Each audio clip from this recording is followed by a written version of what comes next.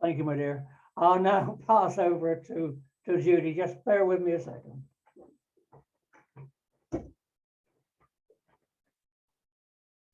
Ow. No, they can hear that. I know. Forward. Got it. Try that. Try that. That looks good. How do you know? Oh. Am I near enough the microphone? You can go in a bit. Uh, You stand and I push you.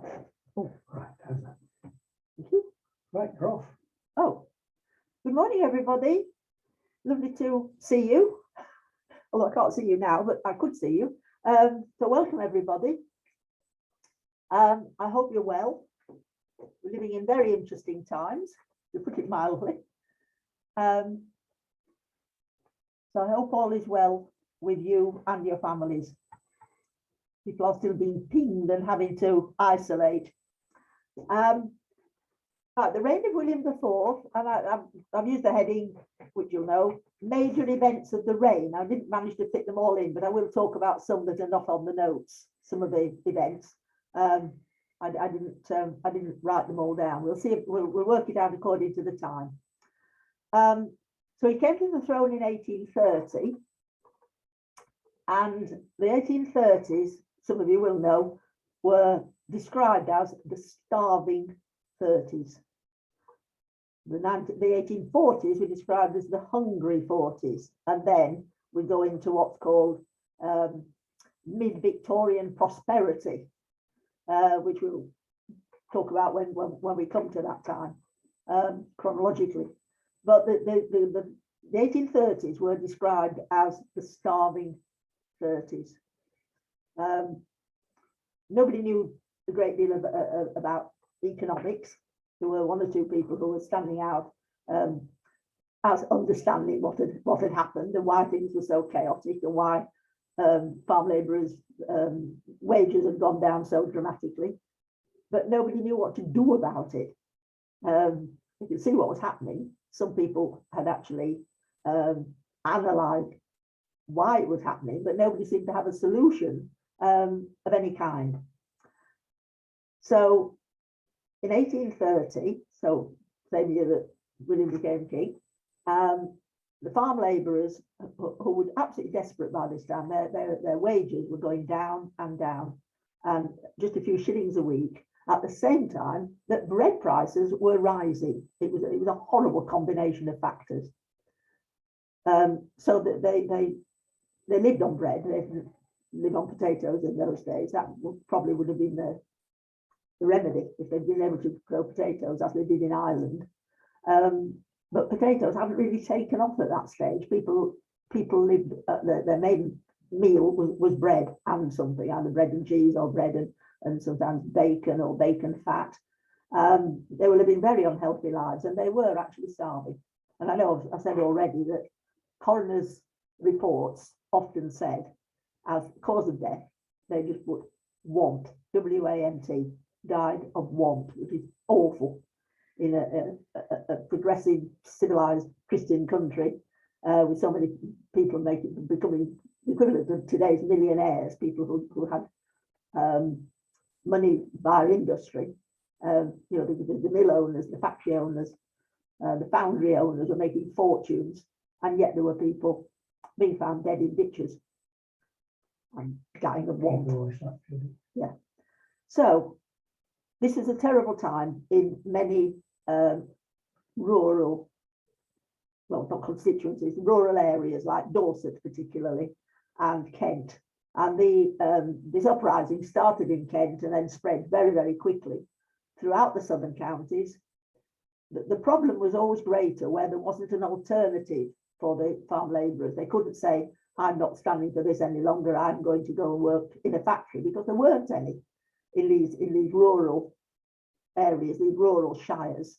There wasn't an alternative really in those days to farm labouring and just putting up with the low wages. There wasn't an alternative. So this uprising it became known as the swing riots, spread throughout the southern counties, then to the home counties, then to the Midlands and East Anglia. And I've actually explained how the wages had fallen, dramatically fallen. I mean, you really could not live on 6 shillings a week. So people had, couldn't renew their clothes. They couldn't always have a fire because the common was now unavailable. So people would come home, if it was a wet day and they'd been working out in the field, they'd come home soaking wet, and the wife or mother hadn't been able to make a fire because she hadn't got any firewood. And we're talking about poverty, unbelievable levels of poverty. And the swing riots, the rioters concentrated on something that they felt they could do, like the Luddites. They were blaming machinery for having reduced their wages.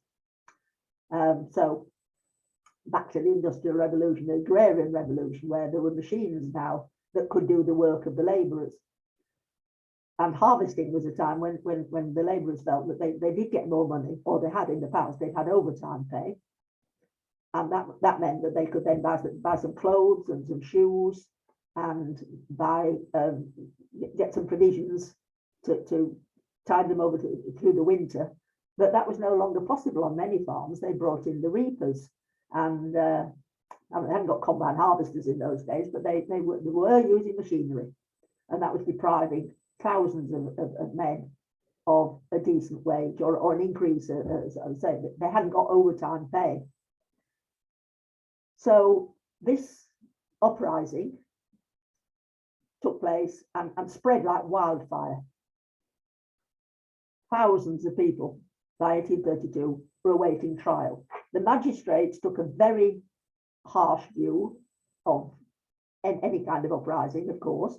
The magistrate was often the lord of the manor, the squire, they were called by this time. So they were often the same person. So, of course, they took a harsh line. And so people were blamed for their poverty and the fact that they were trying to do something about it. Lots of people transported to Australia. We used to transport people to the American colonies, but of course we'd lost the American colonies. So now Australia had been discovered. And so that was and Tasmania, very convenient place, much further away, a dumping ground for malcontents and people who'd broken the law, poachers, for example. They'd not had committed a major crime. In fact, to us, they'd hardly committed a crime at all. But they were taken across to the other side of the world. And as we all know, Australia was a penal colony. That's where we sent people as a punishment.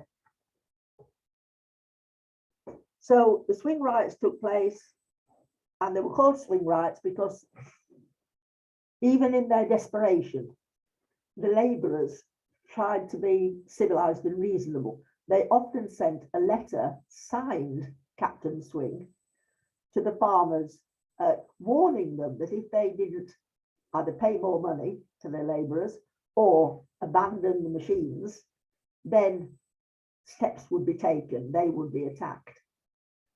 I mean, that was very civilized, to give people warning to change their ways.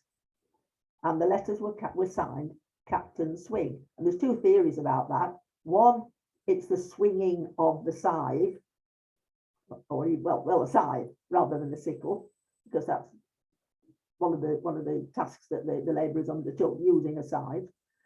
The other rather more sinister suggestion is that swing meant being hanged. So it was either a threat to the rich farmers, the employers, or it meant, some people have suggested that it meant these men, these labourers, were willing to swing, but they didn't know what else to do. They had to break the law in order to get anybody to pay any attention to their plight, that they were taking such drastic measures, and that's why they were calling it Captain Swing. So Captain Swing was fictional, rather like Ned Ludd.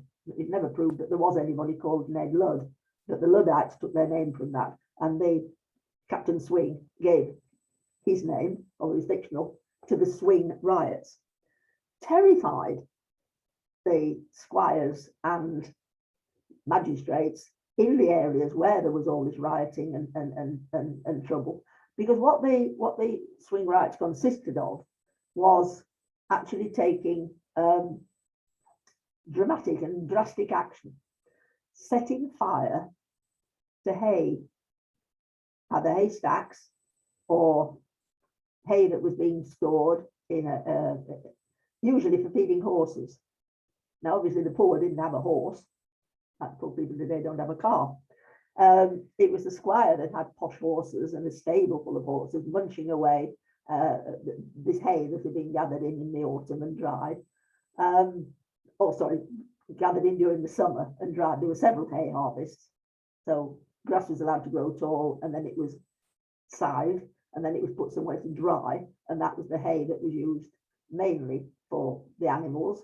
And of course, it meant the animals were well fed, and the people weren't. The labourers weren't. So setting fire to the hay harvest was a good way of retaliating against mean-spirited farmers or employers, rich farmers. They then proceeded to actually damage the animals. Some of the labourers wouldn't do that. They thought that was a bridge too far. But in many villages, many areas, they did manage to creep into the stables at night and cut the hamstrings of the horses, particularly the ones that the squire himself rode. You know, his personal horses. As I say, some people thought that was going too far, damaging living creatures was going too far. Other people said needs must. You know, they're not paying any attention to us. They're just arresting us. We're not making any progress at all, and then the wages are just falling lower and lower.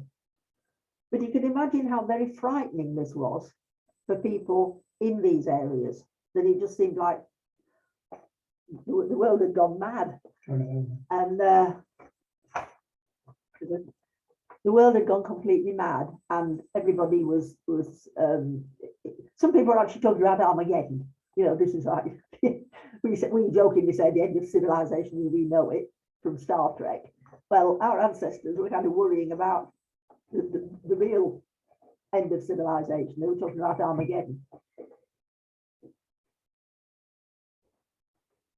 Eventually, for various reasons, because of the number of arrests, basically, the punishments were so horrible that the labourers calmed down. Well, they didn't actually calm down, but they stopped setting fire to haystacks and hay ricks and damaging horses, and just continued to sort of suffer in silence.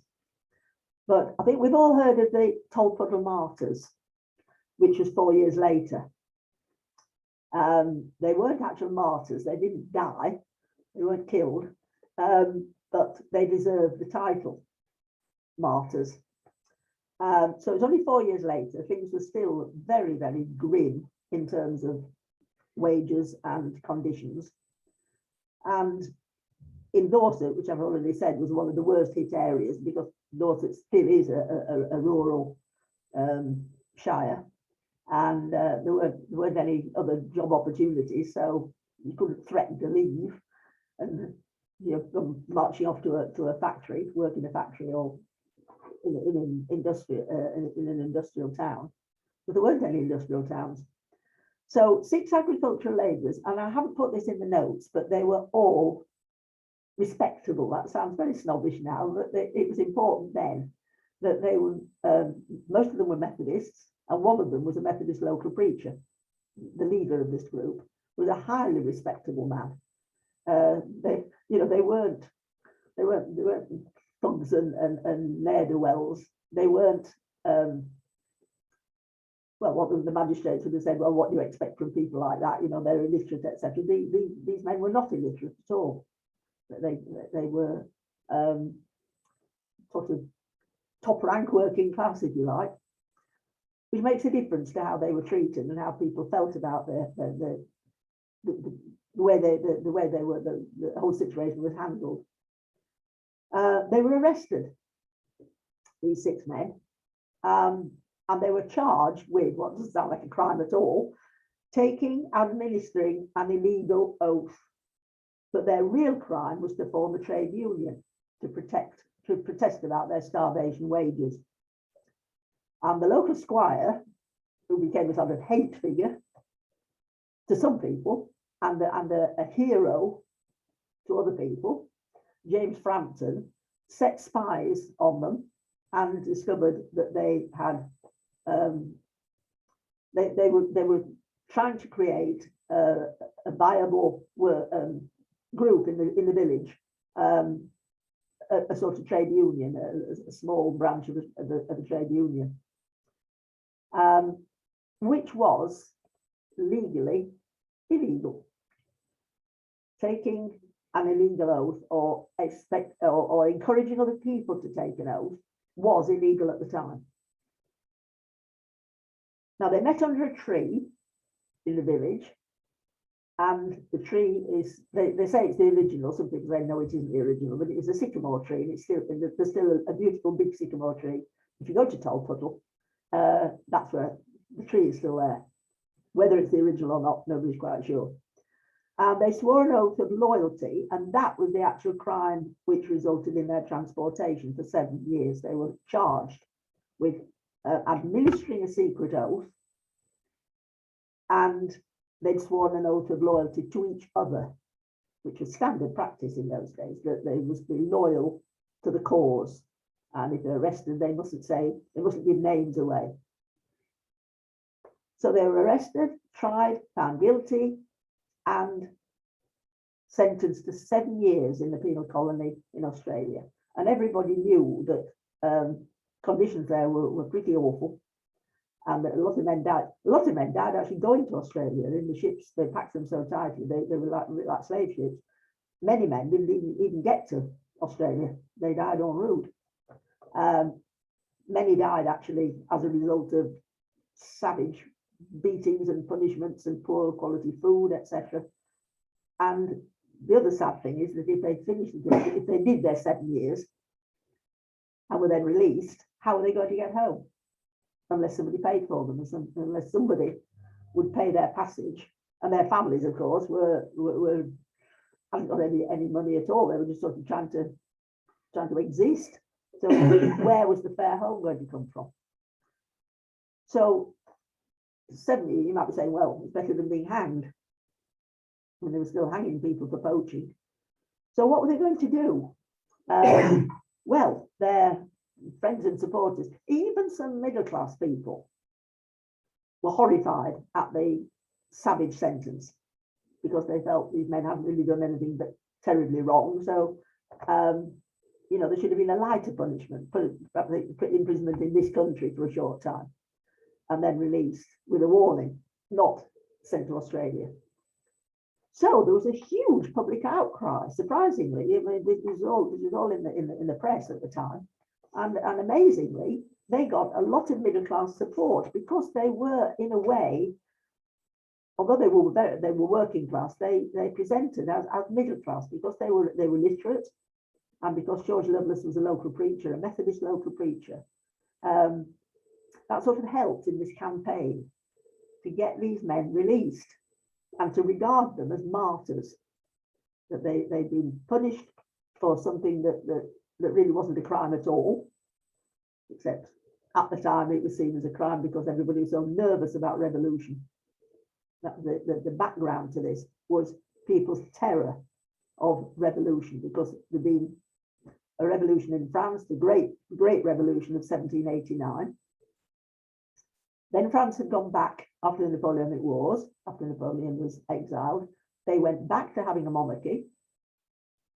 They'd become disillusioned with the monarchy, and they had, in 1830, had another revolution and brought in a different kind of king, the citizen king, Louis Philippe, who was a constitutional monarch, very much like our monarchy, had to make promises to behave himself and very limited in his rights and his even more kind of obligations, rather than rights and privileges.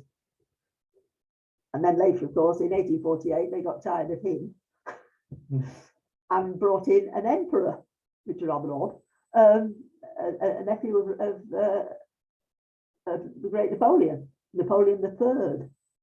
And then he was sacked in 1871, and France became a republic and has remained a republic ever since. But there was a phrase used at the time that when France sneezed, all Europe caught a cold.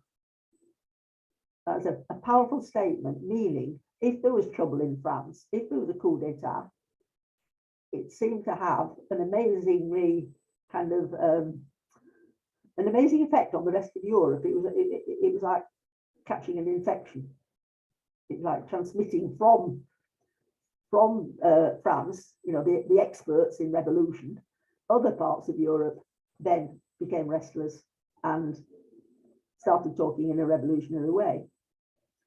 So, famous phrase, when France sneezes, all of Europe catches a cold.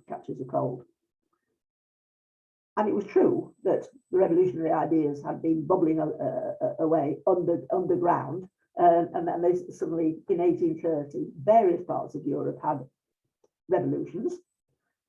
Sometimes it was just a discontent and an uprising tackled very quickly and put down with lots of arrests and savage punishments. But there was a general feeling of disquiet, and it's certainly strong in this country because we were so near to France. And we often have to take the refugees that came over as a result of the revolutions. And of course, they were talking in a very negative way about what had happened because they'd ended up being refugees. So that was the background to all of this, the feeling that revolution was just around the corner, and that if the poor took over, they would get their revenge on the rich. Look, we haven't forgotten 1789 and the guillotine, and the fact that aristocrats were actually murdered for being aristocrats, for being rich. That was the background, which is why the punishment for the Tolpuddle Six, these men, why it was so out of proportion to what they'd actually done. You know, to us, they hadn't committed the crime at all. We're supposed to be a free country. We're supposed to have free speech. We're supposed to be able to sort of join groups if we want to. It'd be a bit like somebody found in the U3A was illegal and arresting us all and questioning us and then saying, right, we're punishing you. So the result of sending the men away and having this rather very over the top punishment of transportation, and the fact that they had to abandon their wives and children, I mean, there were a lot of protesters taking the side of the men, and huge pressure on the government to change their minds, to relent. Because their attitude was, if we do that, we can't give in, can't make any concessions because the working classes will take advantage of that. If we want to show weakness, that really will be the end of civilization as we know it. So there are extreme views, like the Duke of Wellington, we must never give in to these demands, and other people saying, but we are supposed to be a free country. We're always boasting about we're the land of liberty, we're the land of freedom, we're the land of free speech. We don't have secret police. We're behaving in a reactionary way. We're behaving like the places on the continent that we despise. So it had become almost a religious issue. And then, of course, there was a religious issue that these men were churchgoers. They were good people. So, amazingly, huge campaign, constant, it kept going until the government finally gave in. One of the things they used, of course, was the petition, which was a respectable way of indicating public opinion. So, massive campaign, and after 3 years, the men were pardoned and released and brought back. They didn't have to pay their own passage. The government didn't pay, but they allowed the supporters to sort of collect enough money to bring these men back. And for a time, they became heroes working class heroes, but also middle class heroes, because the middle classes were feeling very discontented at how much power the aristocrats in this country had. If you go to Tolpuddle today, it's a lovely village, and it's a centre. Just saying to Martin, it's a shrine to the trade union movement, and there are several museums. The homes of the six men are open to the public, and there is also a separate museum, and the tree, and there are sort of plaques everywhere. You know, this is where George Lovelace stood when he invited the other people in the village to take the oath of loyalty. You know, it's like a trail, like a history trail with plaques and information everywhere. And it is a lovely village. It's sort of unchanged. National Trust? And I think so. I can't remember. National Trust were doing looking after the tree. That's right. Yes, Online. yes. But Martin just said the National Trust are looking after the tree. Because when it first became a sort of centre of pilgrimage, I mean, you can say it is like a shrine. People in those days thought nothing of sort of damaging property in order to kind of have a souvenir before souvenir shops opened. So they would just get a knife and sort of chop a chunk out of the tree and take it home, sort of boast, show it to people and boast about it. So yes, the tree is a sort of like a listed building. You're not allowed to do anything to the tree. And Martin found some wonderful pictures. But I do recommend, if you're anywhere in the area, to go to Tolpuddle, because it is a fascinating place. And I say it's a very attractive. The whole area is very attractive from the point of view of tourism. But Tolpuddle has its the particular claim to fame. So that ended well. It ended well. It showed that the government would submit, would make concessions if there was sufficient pressure, and that perhaps violence wasn't the right way forward. The petition, 800,000 signatures, had a very powerful effect, and that was a respectable way of making your feelings known, rather than setting fire to property and threatening what you were going to do to the perpetrators of mismanagement, of paying such low salaries. The big issue in the beginning of William's reign was the campaign for parliamentary reform. This had been going on for years and years. And if you remember, Peterloo, which was 1819, the main issue there was asking for working class people to have the vote, to have a stake in society, to choose the government, and to make life hopefully better for them. If they could get some working class MPs or people, working class people could get the vote, then they could have working class MPs who would understand what it was like to be sort of poor and badly paid and hungry. So the campaign had been going on for some years, but became sort of coordinated and a political issue in the 1830s, because when there was a change of monarch, there was always a general election. I'm not sure whether that's still the case, but anyway, it certainly was then. And so in 1830, there was an election. The Tories had been in power, and they had been slightly relaxed over time. They weren't as sort of hardline reactionary as they were under the Duke of Wellington. They had relaxed somewhat, but it's the very beginning of what we now call a political manifesto being produced, a programme of what the government intends to, what the party intends to do if they gain power. And the Whigs under Lord Grey had produced a manifesto. They had made promises of what they would tackle if they came to power. Mainly, they promised that they would deal with parliamentary reform. And then they were voted in. Whigs got in. Years and years of Tory rule. So great triumph. Now it was up to them to keep their promise. So they had said they would update a system which was no longer fit for purpose. It was established centuries earlier. Our much vaunted parliamentary system was almost ridiculous. It was so out of date, as I'm going to explain. And it was a very, very controversial issue. Peel, Robert Peel, Sir Robert Peel, later Conservative Prime Minister, actually used the phrase, "Don't mend your roof in the hurricane season." It's not wise to mend your roof in the hurricane season. You might say, no, you should have mended your roof before the hurricane season. But yes, wise words. Don't mend your, what he meant was this, we're living through very volatile times. We're worried about revolution. It's not a good time to be messing with the constitution.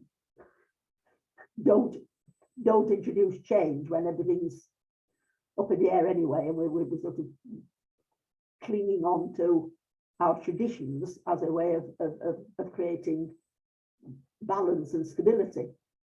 Don't start doing your roof when there's a hurricane out there. Not a good idea. So even Peel, who was a progressive, conservative rather than reactionary Tory, even Peel was saying this isn't a good time to be introducing any kind of change to the constitution. Let's wait until everything calms down. However, and again, Martin's found some wonderful pictures, some of which I was familiar with, but some I'd certainly never seen before, and really, really good. What was happening was that the system was under attack.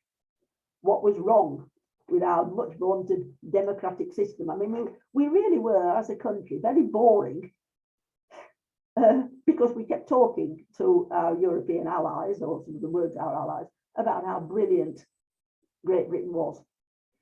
You know, boasting about the fact that we were the land of freedom and we got a constitutional monarch and we got habeas corpus and we hadn't got our army was only used in very limited occasions for crowd control. You know, we were that kind. We were respectable, hardworking people, and then we got this brilliant system which we were trying to sell to other countries, saying, you know, you should copy us. We've got it taped. You know, we are so civilized, and because of all these measures that have been taken in the past to limit the power of the monarchy.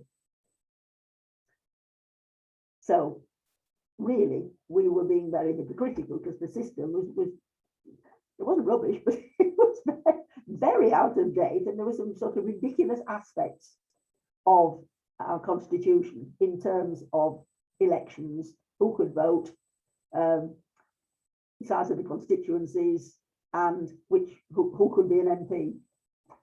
So what was wrong with our system? There was a lot wrong with our system. We shouldn't really have been boasting about it to other countries and other principalities in Europe and telling them that, I mean, in a way, we were like missionaries for democracy. We were sort of openly boasting about our system, and then they're trying to persuade other people that they should do what we were doing. We were establishing a standard that they should be trying to achieve. They should be emulating us. So what was wrong with the system? Well, first of all, it was horribly out of date. It had been established in medieval and Tudor times. And of course, since then, there had been a massive demographic shift because of the agrarian and industrial revolutions. So therefore, what had happened was new towns and cities had developed. They didn't have any MPs at all, because the system hadn't been updated for centuries.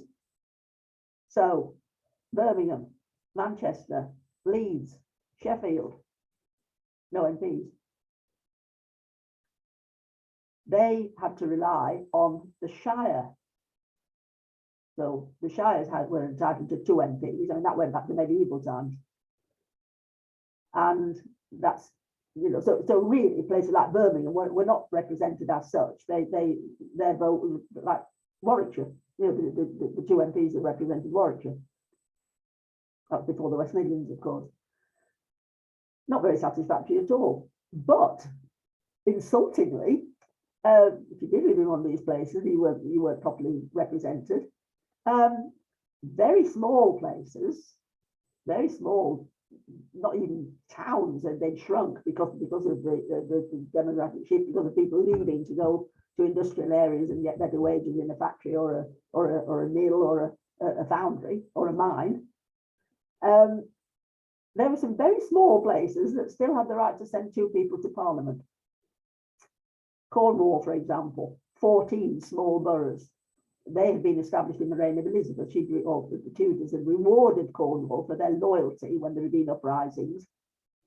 Cornwall had remained loyal, and as a reward, they had been granted some quite small places had been granted borough status, and the boroughs were allowed to send two MPs to Parliament. Again, that system had been established in medieval times. And then there were the very notorious rotten boroughs, which you've probably heard of. The rotten boroughs were places which had the population had declined, the number of electors had declined to the point where, in two cases, famous cases, there were no electors at all, but they still had the right to send two MPs to Parliament. Westminster, crazy. And that hadn't happened overnight. That had been the situation for a long time. And it was almost as though if anyone, let's say from another country, challenged this and said, well, don't you think that's ridiculous? It was, oh, but, you know, our constitution goes back hundreds of years. It's heritage. It's lovely. You know, these anomalies are all part of its charm. You know, that's, you know, we don't want to deal with it. It's all rather lovely.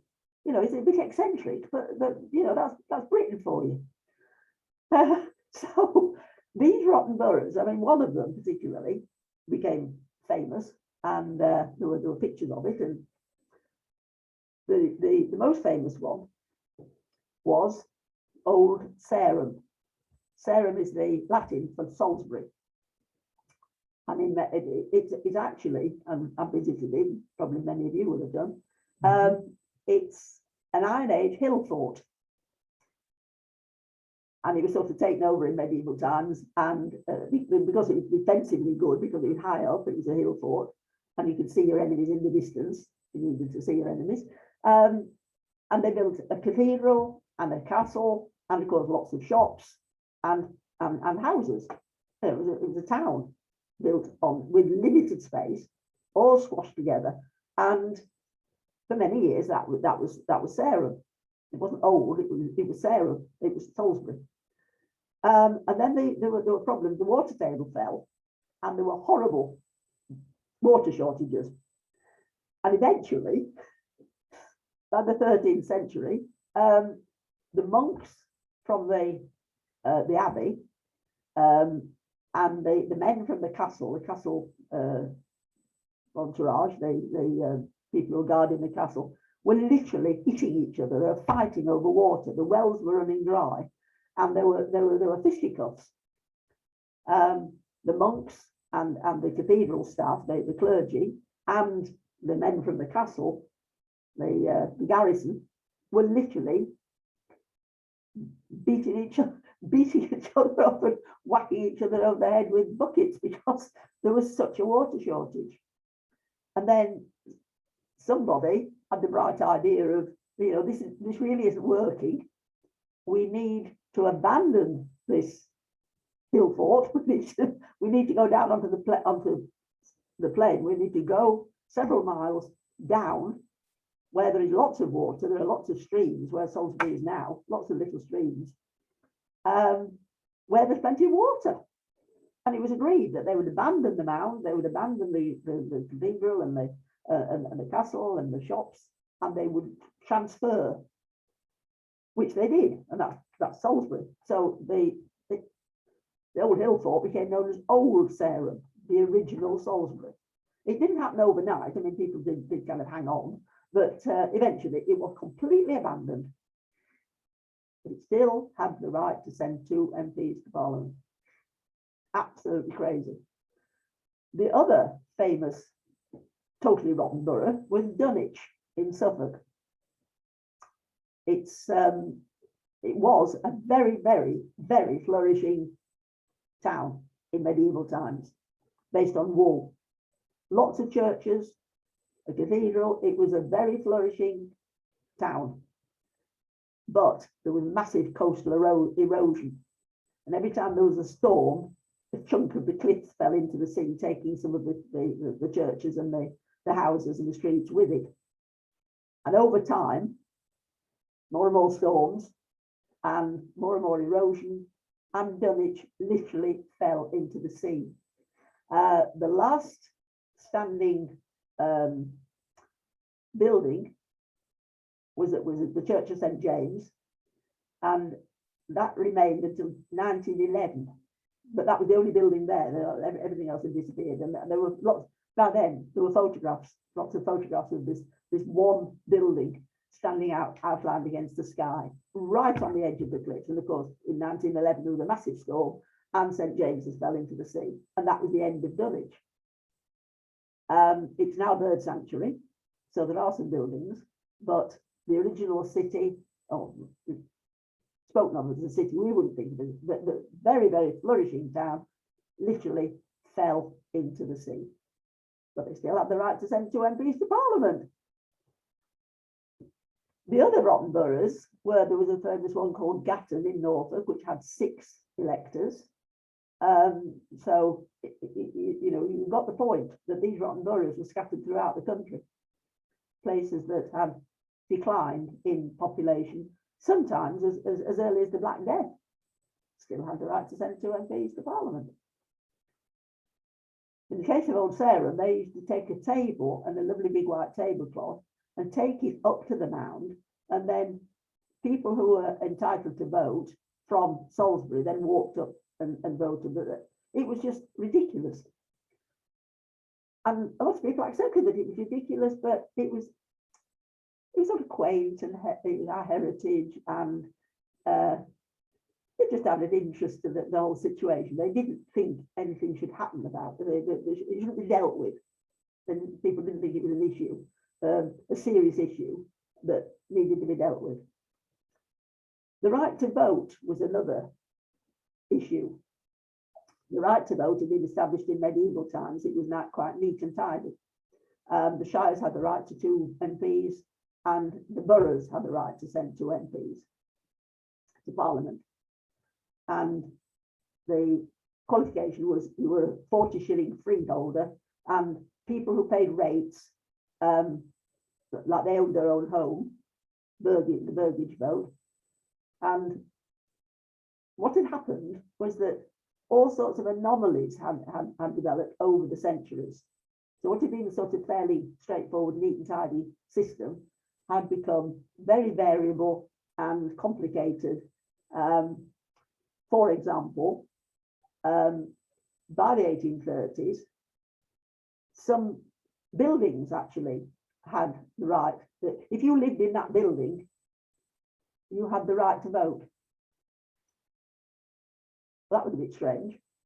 And in others, it was if you paid rates, that was called Scot and Lot, which actually went back to Saxon times. Scot and Lot was the old way of saying you paid rates. Sometimes that carried the right to vote, but not everywhere, just in certain areas. Sometimes it was in the gift of the local bigwig or aristocrat, again, for historical reasons. And then there were 1 or 2 places, Westminster was the most famous, where it was called a pot walloper borough. I haven't actually put that in the notes. It meant you had a hearth on which you could cook. You had a fire on which you could cook. The pot was the cooking pot or cauldron, might be hanging up on chains, or you might put the pot straight on the fire on a trivet, or you might even just put it straight onto the fire, which would be a wood burning. And the walloping was the sound of the stew or the water or whatever you'd put, the porridge or whatever you'd put in the pot, reaching boiling point and making a noise as it boiled, making a walloping noise. particularly water swishing about because it was boiling, making that noise.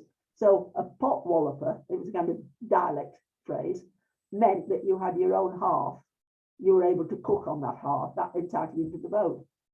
Weird. Westminster was one of the most notorious, where nearly every man over 21 had the vote.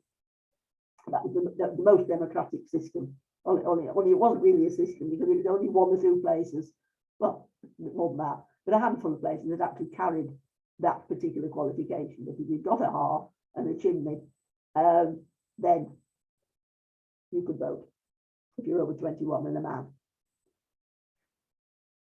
So there were all sorts of different qualifications, but basically the majority of people had no right at all. So much for our vaunted democracy. It was extremely limited to the not even the middle classes, and there were so many restrictions and so forth. It was a very limited democratic right, very limited indeed. In addition to that, there are other problems which the radicals wanted to deal with. If there was going to be reform, they wanted it to be root and branch. They wanted it to be really thorough, you know, while they were actually, sometimes the analogy of sweeping a room clean, you know, they were going to go into the corners and really make a good job of sweeping the room clean. They weren't going to just sort of, they weren't going to do a little bit of thinking about it, just adjusting the system. They wanted radical reform, total change. Not total, they still wanted the democracy. But one of the problems was massive bribery and corruption, the open hustings, voting. Well, up the talk of, I know all the candidates' speeches were in the open, they still are. But the voting was in the open, which is a bit different. So if you had been bribed and corrupted, and you promised your vote to a certain candidate, then they would see if you broke that promise, because it was all just done by putting your hand up and counting. It was, again, a rather odd system. Most people could read and write, so there's no point in asking them to write anything. But that's why there's an X. That's why we write an X in the space, because dating back to the time when people couldn't write their names, they couldn't write anything. So they just put an X, which was a sign of being illiterate. Not instead of your name, instead of your signature. So because it was open voting, and lots of pictures of the Westminster, that was the most notorious of the potwalloper boroughs, but a huge amount of bribery going on. Because so many people did have the right to vote, the rival candidates sort of bribed the electors, usually with food, so an awful lot of beer. A lot of beef. Beef was popular. Rich people ate beef, so if you offered beef to the working classes, they fell on it with glad pride because they were living on bread and cheese and rather old bacon, and you know, they hardly ever got a chance to eat meat. Sometimes maybe if they were labourers, maybe the harvest supper, but very rarely. So the idea of beer and beef attracted people, and they then promised their vote to whichever candidate was supplying the best beer and the best beef. But then somebody would be watching, of course, they would be watching to see whether they kept their promise. And there's sort of people were being taken out to do a side street and beaten up because they hadn't kept their promise. So the Westminster elections, the election day in Westminster, attracted people from all over because there were fights going on, there were people being sick because they'd drunk so much beer, free beer. It really was a spectacle. It was like public hangings. People sort of rushed off to Westminster to see what was going to happen, fights and coaches being overturned. Some people stood on their coaches and used that as their platform for speaking to the crowd. So it was all a great deal of rough, tough merriment and boasting and talking and fighting and food. You know, what's not to like in those days? That was entertainment. So in other boroughs, people virtually had no right at all to vote how they wanted. The local landlord, the local landowner, simply, or the local employer, simply told everybody which way to vote, and whichever way he was going to vote. If he was a Tory, he just said, right, you vote for the Tory candidates. And people were too nervous not to. They complied, pretty much. You know, because again, it was an open situation where people could see how they were voting, and they didn't want to get, taken into a side street and beaten up. So Lord Lichfield, for example, in Lichfield, just told everybody how to vote. That was quite common. So that is a democracy. They weren't farm labourers. They were business, had small businesses and shops. But the idea was that if they offended the local aristocrat, the people wouldn't go to their shop anymore. He would kibosh on that. He would prevent people from going to that. He would think that person was sort of like a traitor. So that would make life difficult for shopkeepers if they didn't obey, if they didn't do as they were told. They felt very nervous. Aristocrats had such power in those days. It's hard for us to imagine. So this was this needed dealing with, really did need dealing with, but because of the volatility of society at the time, these were powerful issues, and people were taking a very strong line. Either, no, we are not going to change the constitution. We accept that there are some inconsistencies and anomalies, but we are not changing the constitution at this particular juncture. We might in the future, but not now. Now is not the right time. Other people saying, well, when is the right time?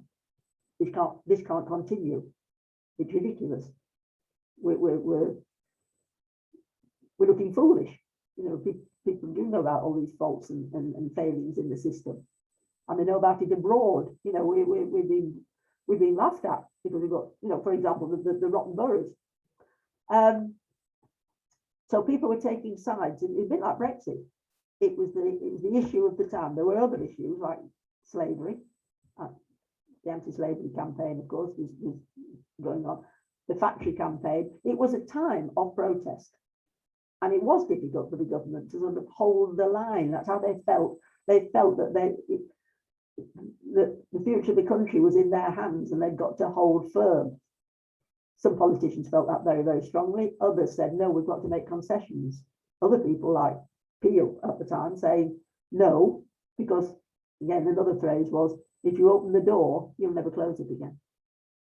If you open the door to reform, you'll never close that door again. They will just go on demanding more and more and more. You've shown weakness. You've shown that you are, you can be persuaded, and the working classes will regard that as weakness. They'll take advantage of it.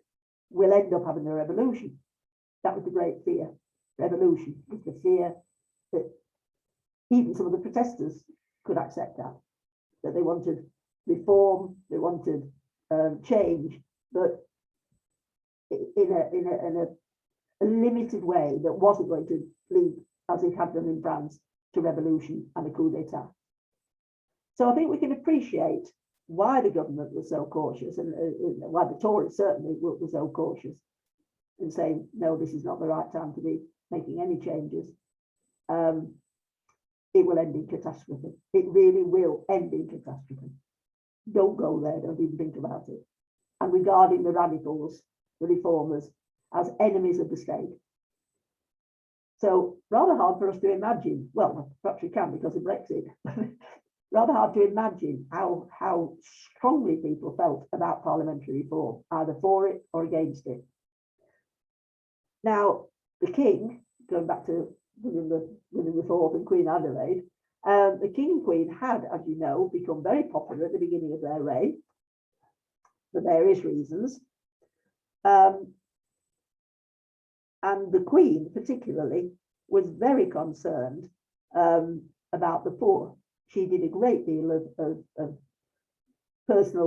taking personal responsibility for families and helping them. She was a very charitable, kind-hearted woman and did a great deal, feeling very concerned about the fact that wages had fallen so low and that agricultural labourers were in such a terrible state. and they certainly encouraged her husband to deal with the labourers on the royal estates, on crown land. However,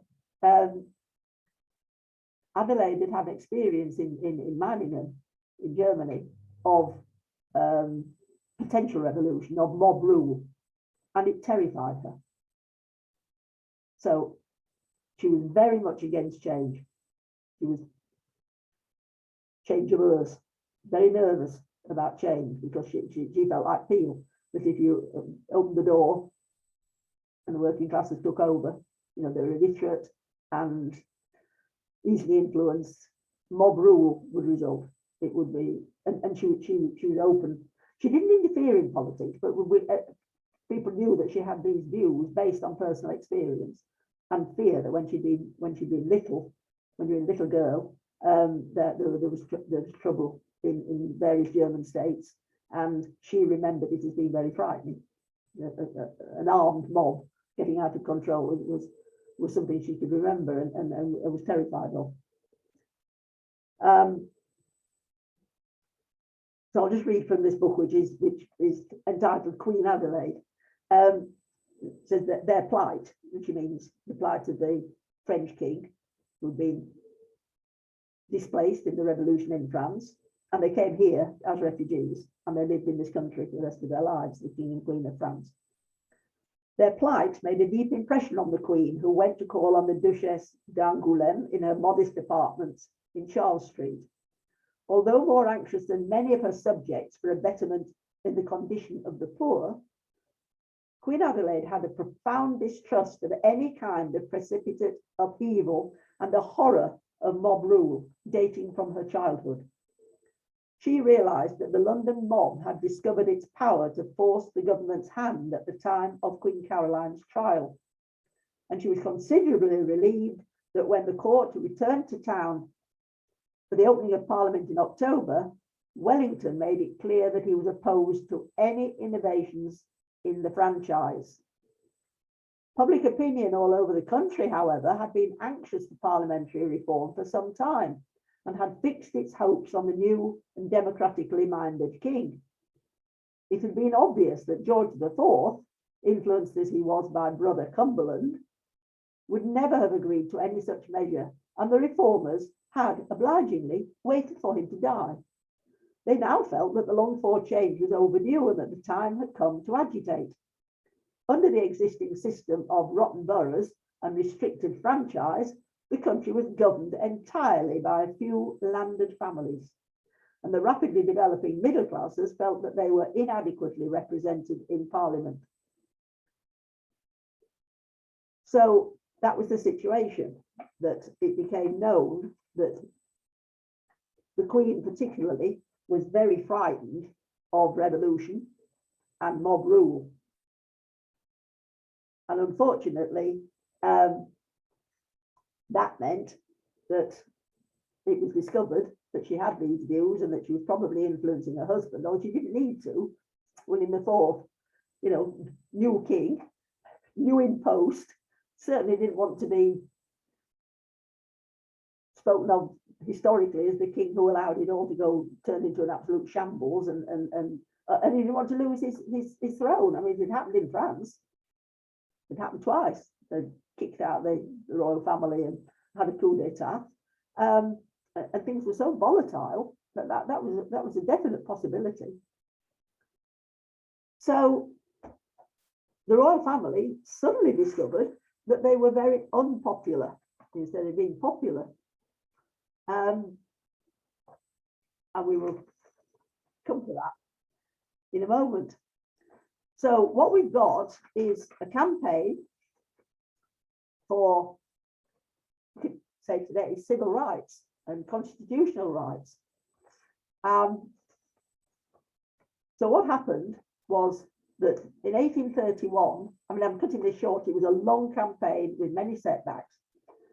In 1831, Parliament actually got the Reform Bill with setbacks through the House of Commons, but as you know, 3 readings in the House of Commons, committee stage, then if passed, moves to the House of Lords. They have to debate it 3 times, and then it receives the royal signature and instead of a bill, becomes an act and becomes the law. So I'm cutting this story short. I mean, there are whole books written about this lengthy campaign. The Tories were against the idea of parliamentary reform.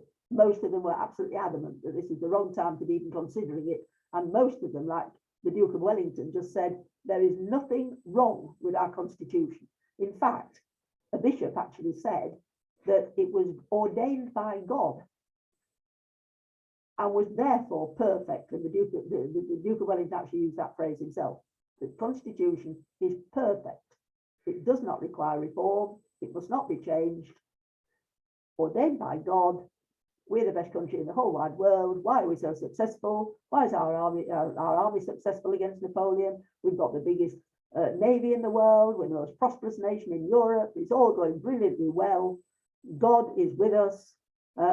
Just as God gave the Ten Commandments and instructions to the Israelites, we are the new Israelites, and we are doing what God wants. God's given us our constitution. It may have a few little faults and failings, but that's nothing compared with how brilliant it is. So we don't want to change it in any way because it's perfect. It's actually offensive to God to mess about with the constitution. I know it's a very, very extreme view. Very extreme. Even the Duke of Wellington, who was very reactionary indeed and quite limited brain power. I mean, he was quite a blinkered man. But the Tory party generally was against any change. And the Whigs, of course, were trying to fulfill a promise made, which they felt, again, they kind of almost like a sacred duty. They promised parliamentary reform, they must deliver it. Well, there was a majority of Tories in the House of Lords, as you'd expect, and they threw out the bill.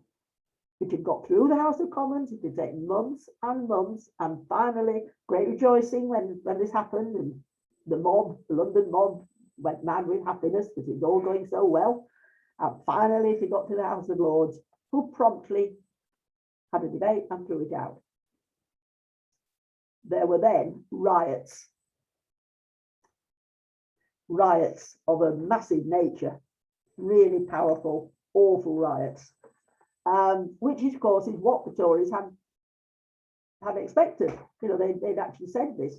There are going to be riots and people are going to be murdered in their beds. The worst riots were in Bristol. Really dreadful riots. But it started in Bristol. Everything has to start somewhere. Then it reached London. Of course, the London mob was very volatile and very easily upset. So the rioting moved to London, then Birmingham, Derby, Nottingham, Leicester, Yeovil, Sherborne, Exeter. In Bristol, the worst riots of the 19th century. Public buildings were burnt to the ground, £300,000 worth of damage done, 12 people died, 102 arrests, 31 death sentences, great fear of imminent revolution because they felt this was what had happened in France, both in 1789 and 1830. You know, think of Les Miserables, that's set in 1830. Terrible fear now that by dealing with this these constitutional anomalies, the working classes have become ungovernable. And that we can understand how frightening that must have been, especially if you're an aristocrat, that it was like a civil war was taking place. And to look at what the damage in Bristol, I mean, it really was very, very scary indeed. And the King and Queen, as they had become very unpopular because they'd taken sides, they had apparently sided with the Tories and were against reform. So they were hissed, they were booed, they were spat at, stones thrown at their carriage. On one occasion, the carriage window broke, the glass broke, and shards of glass fell inside the coach, which could have damaged the King's face. Because he was a rough, tough sailor, he wasn't as frightened as I mean, he probably was frightened, but he didn't show it. But the Queen was absolutely terrified, understandably. You know, the mob had turned savage and furious that the aristocrats had blocked parliamentary reform. Furious. But then the Prime Minister, Lord Grey, to try and sort of get away from this impasse, get out of this situation, said there was one way through. He asked the King to create 50 new peers, which wasn't the King's gift. To create 50 peers, that would cancel out the Tory majority in the House of Lords. And the King said no. He didn't think that was a very good idea at all. People were quite surprised that he understood the situation. At first, they just thought, well, he's thick as a brick, so he doesn't understand. Well, he actually did. He'd taken the view that Peel had expressed, that this was no time to be changing the constitution. So he felt he was doing the right thing as a constitutional monarch, in holding the line. But he was persuaded that the riots went on. People were getting more and more angry and agitated, and that the only way to resolve this was for the King to create the 50 new peers. So names were being suggested and lists were being made, and thank goodness the Lords saw sense. They did not want to be swamped. They did not want 50 Whig peers to be created. So they did the honourable thing. They decided that they were going to abstain. They couldn't vote for the bill. They disapproved of it very strongly. So they just abstained, and the King was saved from having to create 50 Whig peers to swamp the majority in the House of Lords. So everybody came out of that well. And the Reform Act came into being in June the 4th, 1832, when the King signed, and that's the final stage of a bill becoming an act. The King signed, and the Great Reform Bill was passed, and the country went wild. They had parties, they had fireworks, which shows how important it was, how very important this situation, and how it developed into a major issue. So what did it achieve? And this is it used to be a great O-level and A-level question. What did it actually achieve? It was actually a disappointment. On the whole, the middle class has got the vote. 56 boroughs were totally disenfranchised. 31 lost one member of parliament, so that was sensible. The smaller boroughs lost one MP. A uniform franchise was created in the boroughs, a yearly rental of £10 or more, plus some lodgers, so that sorted that out, who could have the vote, the middle classes could have the vote. Some working class voters, like the ones in the Potwalliper boroughs, lost their franchise in this great tidying up. The very liberal areas, like the Potwalliper boroughs, the people there lost their vote. New seats were created, great rejoicing in Birmingham, for example. They got 2 MPs. They actually got borough status. Open voting continued, so did bribery and corruption. The Great Reform Act was, as predicted, the beginning of a campaign to extend the franchise to all men over 21. It took another 30 years before that happened, and even then it was incomplete. And of course, then women didn't get the vote until 1928, as all women over 21. It was a long campaign, and the King and Queen regained their popularity when the Act was passed, and then the King's cooperation with Lord Grey became public knowledge when the press explained that the King had been put under pressure to sign, to create the Whigs, and he finally agreed that he would. Then this strange mob, especially in London, completely changed their minds about him, and the King and Queen. The Queen never quite as popular again. She was seen as having been a bad influence on her husband, but the stone throwing and the horrible agitation and the horrible attacking the royal coach, that ended. And there is certainly the king was restored to his original popularity. But the Great Reform Act was a turning point. Finally, the demands subsided, and they turned their attention then very quickly to the other issues, which we'll deal with next time. We've done slavery, we've done the Factory Act, and there were one or two other reforms, and then we'll explain about Robert Peel coming to power and what they, as Prime Minister, and what was achieved. And of course, the King died in 1837. We'll talk about what he died of, which is a bit more interesting than politics. What people died of, and how Queen Victoria came to the throne in 1837. Thank you very much for listening, and thank you, Martin, for the brilliant pictures. He's done us proud with the pictures he's found. Thank you very much, Martin. Thank you, Judy. Thank you, Judy. Thank you, Martin. Thank you, Judy. Thank you, Martin. Thank you both. We gather again. Thank you. Gather again in a fortnight. Thank you, Judy. Thank you. Bye. Bye. Thank you for listening. Bye. Thank you. Thank you. Bye. Thank you. Thanks, everybody. Bye.